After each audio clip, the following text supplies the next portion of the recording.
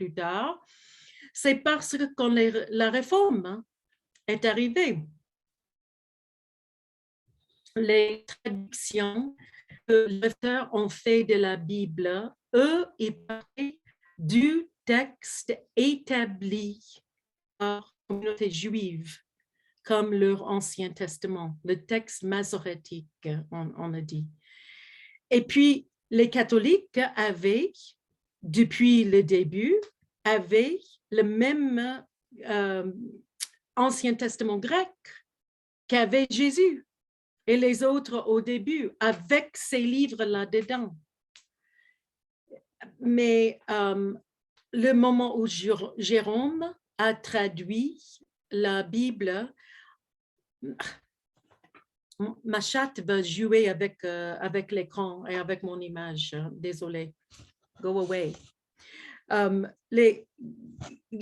Jérôme, Saint Jérôme, c'est lui qui a traduit la Bible en latin pour l'utilisation des gens qui parlaient le latin et non le grec. Et lui, il a utilisé la Septante, la traduction grecque. Mais il y avait, les réformateurs avaient accès aux écritures hébraïques directement et le texte établi par la communauté juive qui ne contenait pas ces autres écritures intertestamentales. Donc, ça faisait partie de la tradition juive, bien sûr, et les Juifs reconnaissaient ça mieux que nous. Mais pour eux, ça n'avait pas la force de Sainte Écriture. Et voilà, c'est pour ça que nous ne les avons pas dans notre Bible protestante. Donc, ce n'est pas les psaumes de Salomon, donc, si ce n'était pas inclus dans la traduction de la Bible catholique, ça veut dire que pour telle ou telle raison, Jérôme ne les a pas traduits. Donc, c'est considéré comme pseudepigraphe. Comment ça se dit? Ceux qui ont étudié en arabe, voilà. On a d'autres textes, bien sûr. La sagesse de Sirach, par exemple, qui est aussi issue de cette période très tard et qui est inclus dans la Bible catholique, mais qui n'est pas dans notre Bible.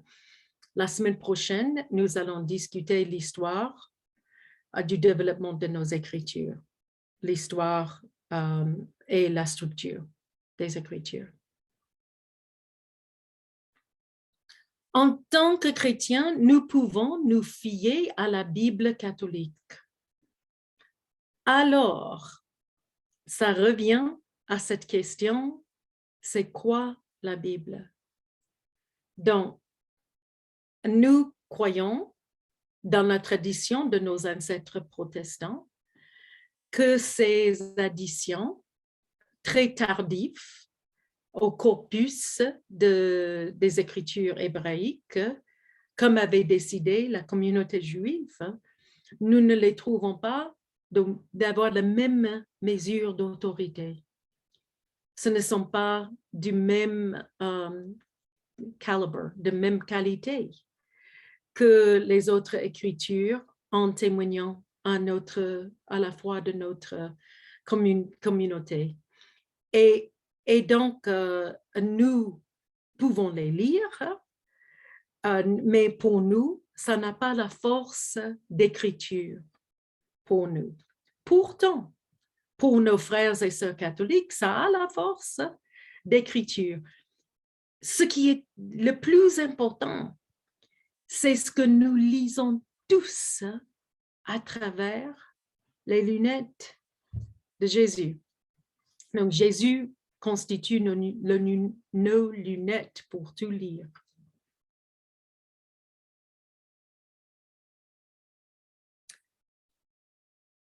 J'essaye de voir le chat et je ne sais pas si... OK. Est-ce que nous étudierons les critères qui ont conduit à retenir les 66 livres? Oui, Collins. La semaine prochaine, on va considérer. Alors, je disais tantôt, j'avais noté quelques questions que, Mhm. que l'on a posées. Enfin, j'ai dû changer de pièce parce que je me rends compte que ma connexion, elle ne passe pas. Je pourrais lire hein, les questions et vous pourriez répondre aux questions qu'on a posées précédemment. Alors, la première question que j'ai notée, c'est euh, que signifie être fils de Dieu? Et donc là, je pense que vous étiez dans les psaumes hein, messianiques. Que Ah ben signifie oui, être fils de mon Dieu Dieu. alors que Dieu nous a tous créés? La deuxième question dit plutôt comment expliquer si nos écritures constituent une loi que nous sommes hors la loi? Non, ce que je disais, c'est ce que nos écritures ne constituent pas une loi pour nous. Si c'est une loi, nous sommes hors la loi. Ça veut dire que nous ne respectons pas ces règles par rapport au fil de deux sortes de différents. C'est pas possible d'après la loi qu'on ne le porte. Vous comprenez ce que je veux dire? Oui. Si c'est une loi, euh, il y a combien, dans la tradition juive, Jérôme, il y a combien de lois dans l'Ancien Testament? Ce n'est pas que les 10 commandements. Non, non, non, il y a plus de 300 quand même. Euh,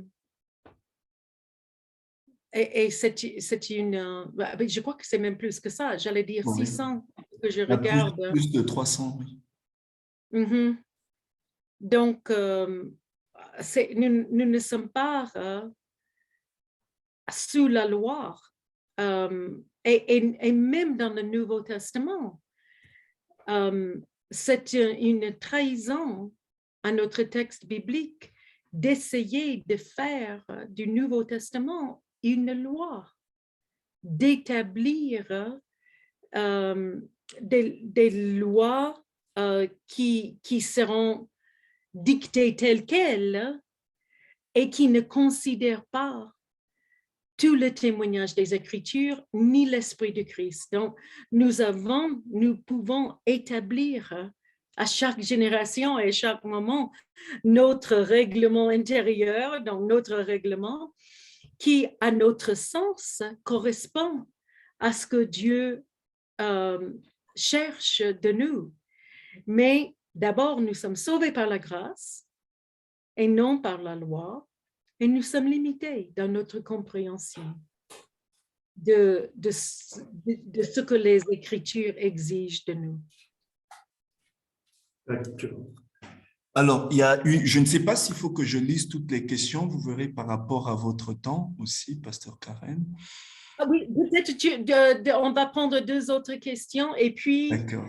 je vais terminer et on peut prendre le reste du temps pour les autres questions. OK. Alors, il y a une question qui est posée. On dit, comment peut-on prouver aux autres la fiabilité et l'authenticité de la Bible? On ne peut pas. C'est ce que je dis. On ne peut pas. Et c'est d'entrer dans le débat des musulmans et non dans notre propre débat. Parce que pour nos amis musulmans, ceux qui rend le Coran autoritatif, c'est ce que c'était dicté par Dieu. Ce sont les mots exacts. Il n'y a point d'erreur là-dedans. Et donc, c'est comme ça. Et c'est ça ce qui nous sauve. Et eux, ils ont beaucoup d'arguments pour expliquer pourquoi c'est le cas. Mais nous, de notre côté, nous ne pouvons pas prouver. C'est ça le mot que je rejette. On ne peut pas prouver, mais on peut témoigner. On peut témoigner à la fiabilité de nos Écritures et comment les paroles de nos Écritures ont été déjà des paroles qui nous ont sauvés, qui sont venus dans des situations très difficiles, qui nous ont guidés, auxquels nous nous sommes accrochés, nous pouvons témoigner à la force de nos écritures dans nos vies. Nous pouvons chanter et laisser ascendre notre esprit, encore une fois, à travers les paroles de nos écritures. Et nous pouvons témoigner de ce que nous avons vécu et de ce que nos ancêtres ont vécu. D'accord. C'est une première réponse. Et je vais proposer quand même, hein, je vous ai dit que j'aimerais bien que vous répondiez à vos propres questions, à une question à chaque session, que vous répondiez à une question que vous avez posée vous-même, que vous tentez de faire une réponse. Mais il se peut que j'aurai une autre réponse à cette question plus tard, en réfléchissant, et il se peut aussi que vous aurez une autre réponse à cette question. Et la dernière des deux réponses, des deux questions, pardon, qui restent, c'est est-ce que nous étudierons les critères qui ont conduit à retenir les 66 livres? Oui, oui. Oui, oui, on va considérer les processus. Et je vais surtout traiter les 39 livres de l'Ancien Testament. Mais quand même, les 66, on va parler un tout petit peu de ça sans partir au processus de la canonisation du Nouveau Testament. Parce que je crois que ce sera dans le Nouveau Testament 1 qu'on va traiter ce sujet, n'est-ce pas? Oui, c'est cela. OK. Bon, je peux quand même déjà expliquer un tout petit peu comment ça s'est passé. OK, c'était les deux dernières questions avant d'entamer votre... OK. Très bien. Donc, j'aimerais parler un tout petit peu de notre propre tradition d'interprétation de la Bible. Nous, les protestants, comme je vous ai dit, hein, les protestants sont très, très, très attachés à la Bible. Depuis la réforme du XVIe siècle, nous avons insisté que par rapport à l'autorité spirituelle, il y a trop d'abus il y avait dans l'Église romaine, il y avait trop d'abus de l'Église romaine et le magistérium, la loi qui avait été établie pour déterminer la conduite des croyants était basée sur ces siècles de tradition ecclésiale, donc des chefs. Il y avait un enseignement officiel de l'Église, le magistérium, qui avait la force de loi qui n'était pas la Bible. Donc, il y a le magistérium qui est établi et qui est abusé par les puissants dans le XVIe siècle. Donc, quand les protestants ont proclamé, pour nous, nous tenons au principe sola scriptura. Sola scriptura. C'est une déclaration corrective contre les abus de la force de la tradition ecclésiale. Notre conviction protestante, sola scriptura, veut dire que nous refusons de canoniser, je reviens à ce que ça veut dire ce mot canoniser. Nous ne canonisons pas des personnes ni des enseignements temporels, que nous n'investissons pas une autre autorité suprême dans une personne à part Jésus-Christ. Ça veut dire que ni les paroles des prédicateurs les plus puissants de l'époque de la Réforme, ni de notre époque, ni les tomes des théologiens comme Jean Calvin, les théologiens les plus brillants de leur époque, ni d'aujourd'hui, inspirés et érudits, bien sûr, mais que ces écritures n'auront jamais l'autorité des Écritures pour nous, Écritures saintes. La seule norme pour notre foi est le canon des Écritures. Canon, c'est un mot en arabe ainsi qu'en hébreu. Le code de la route, c'est le canon. Le code pénal, c'est le canon. Ça veut dire, ça traduit comme loi, mais ça veut dire règle. Ce qui établit ce qui est correct et ce qui n'est pas correct. C'est la règle à travers toute autre chose et mesurer cette règle. La norme pour notre foi est un canon des Écritures diverses. Et ça veut dire que ce n'est pas un règlement intérieur comme le règlement intérieur de l'Église évangélique au Maroc, qui est une forme de littérature qui est destinée pour établir on fait ça, on ne fait pas ça, on fait ça, on ne fait pas ça, on fait ça, on ne fait pas ça. Nos écritures ne sont pas comme ça. Il y en a une partie qui est comme ça, mais la majorité de nos écritures ne sont pas de telles règles. Ce n'est pas un règlement intérieur.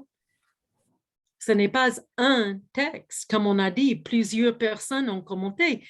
C'est 66 textes.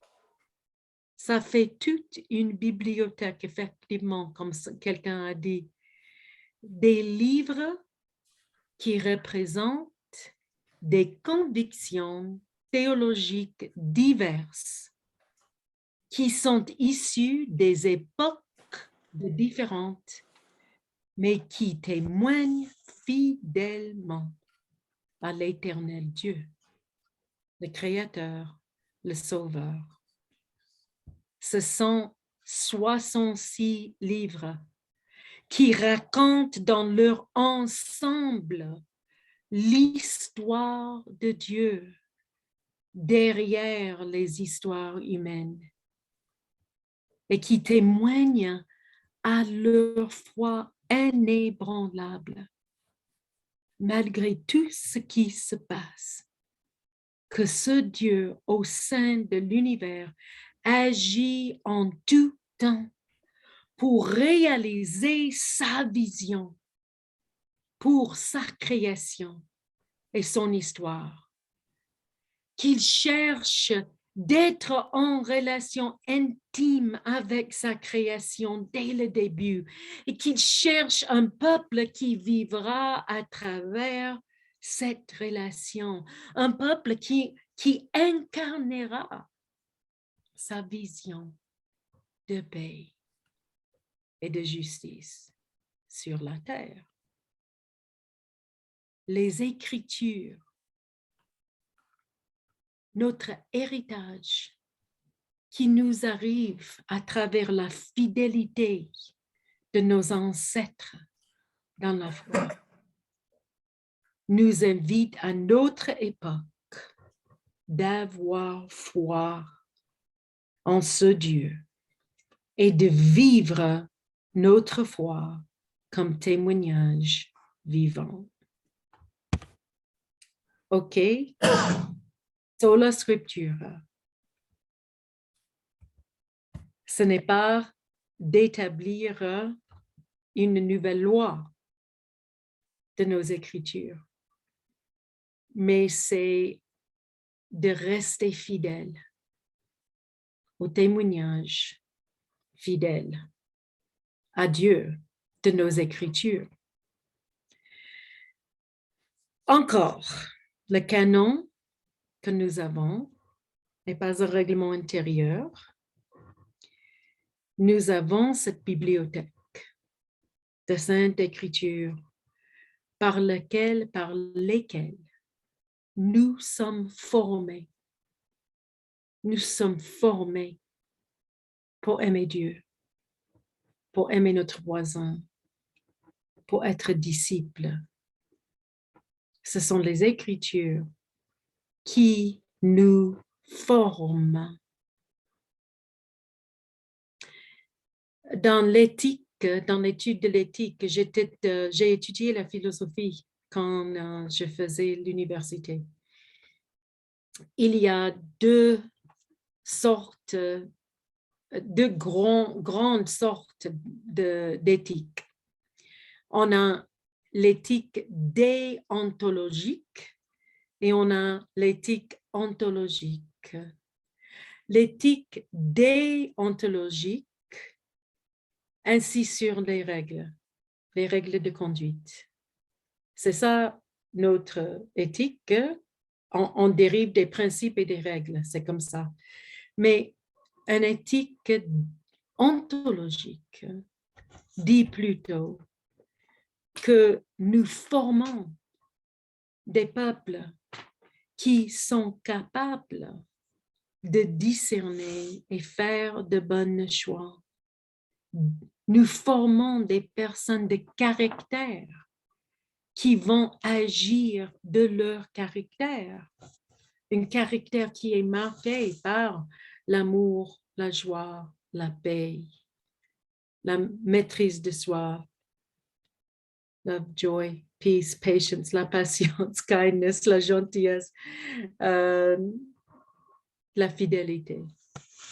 Donc, et c'est même, il y a des non-religieux qui font l'éthique, qui parlent de l'éthique ontologique au lieu de l'éthique déontologique. Mais notre éthique chrétienne est vraiment, vraiment dans cette veine. Nous sommes formés par nos Écritures. En écoutant nos Écritures, en essayant de les respecter, en luttant avec nos Écritures, nous sommes formés pour continuer d'être des disciples de Jésus, d'incarner dans l'esprit de Jésus le royaume de Dieu, qui est la réalisation de sa vision de paix et de justice.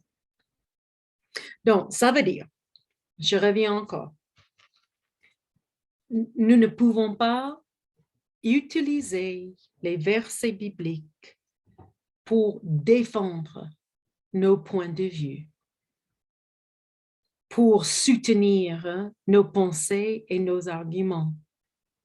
Ça, c'est l'isogèse. Je l'ai écrit dans le PowerPoint quelque part. Si je reviens au PowerPoint.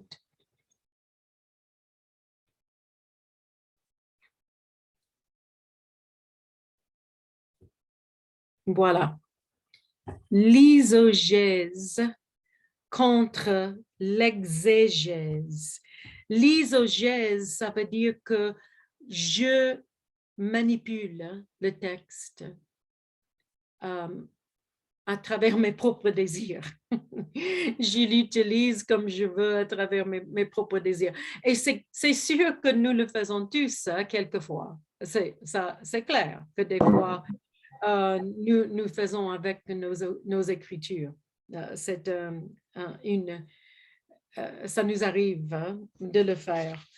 Mais le principe de sola scriptura insiste que nous essayons d'écouter les Écritures et leurs messages dans leur propre contexte. Essayer de les interpréter à travers des principes qui nous permettent de laisser parler les Écritures et non d'imposer nos propres pensées et paroles sur les Écritures, au lieu d'imposer aussi notre propre contexte sur eux. Nous les prenons au sérieux en les étudiant avec tous les outils à notre disposition pour mieux comprendre les Écritures. Et c'est quelque chose qui est dans la tradition protestante dès le début. Il faut étudier honnêtement nos Écritures. Il faut venir aux Écritures pour écouter honnêtement. Mais pour lire nos Écritures, j'ai déjà dit que Jésus, c'est la lunette, le principe d'interprétation. Mais pour comprendre, quand on est en train d'utiliser tous ces outils pour comprendre les Écritures, nous employons trois grandes sortes d'outils. D'abord, nous employons nos propres traditions chrétiennes, la sagesse de la foi de nos ancêtres. Nous n'arrivons pas avec how do we say a blank slate?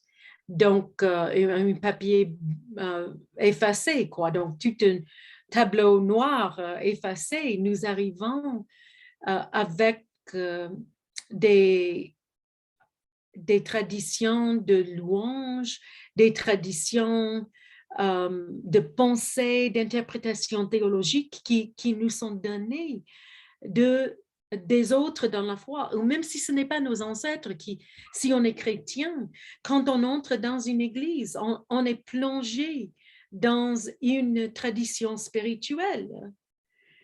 Et les traditions spirituelles, on peut en avoir plusieurs qui sont fidèles à Christ et à ses Écritures. C'est quand il y a la pratique qui est plutôt charismatique de faire l'intercession comme est très commun dans nos églises actuellement. Maintenant, on va prier pour, et puis on explique le sujet, on passe beaucoup de temps et il y a beaucoup de mots pour prier pour tel ou tel sujet. Ça, ce n'est pas du tout ma tradition. Mais je reconnais que ce sont des personnes qui sont mes frères et sœurs en Christ qui prient de tout cœur, qui prient avec une foi qui dépasse ce qu'on aurait pu imaginer de quelqu'un qui est tellement jeune. Il y a, je dis cela pour dire que il n'y a pas uniquement une seule tradition correcte. Il n'y a pas une seule tradition correcte, mais quand même, nous avons notre tradition et je parle de notre tradition déjà. Je parle à l'intérieur de la tradition protestante pour dire que nous devons étudier et nous devons garder l'autorité des Écritures en les comprenant à travers la sagesse de nos ancêtres, tradition, mais aussi à travers notre raisonnement avec les meilleurs outils intellectuels que nous avons à notre époque. Et aussi, mes chers frères et sœurs, à travers notre propre expérience. Nous avons Écriture qui est là, l'écriture qui ne change pas, l'écriture qui est là, qui est établie. Et on va regarder comment ça a été établi, bien sûr. Mais nos traditions, ça change. nos traditions par lesquelles on le comprend, ça change. Notre raisonnement, ça change. Auparavant, je raisonnais comme un enfant. Maintenant, je raisonne comme un adulte. Dans un seul exemple, mais on développe d'autres capacités, d'autres outils intellectuels et aussi nos expériences, ça change. Donc, on vient aux Écritures avec toutes ces autres, quel est le mot que je cherche maintenant? C'est 9 heures du soir et malheureusement, je commence à perdre mon français à partir de 9 heures du soir. Désolée, mes chers. Ces 3 dimensions, ces 3 aspects qui touchent l'interprétation des Écritures. Et donc, ça veut dire que l'interprétation biblique est toujours un dialogue entre nous, où nous sommes, et le texte. Il y a toujours des nouveautés à découvrir dans l'étude biblique. Toujours des nouveautés. Non seulement parce que il y a quelque chose qu'on a raté auparavant, qu'on aurait dû noter, et ça, c'est possible aussi, qu'il y a quelque chose qu'on a raté. Mais on a d'autres aperçus, on a d'autres intuitions, on a d'autres révélations qui arrivent parce qu'il y avait des changements dans notre situation, des changements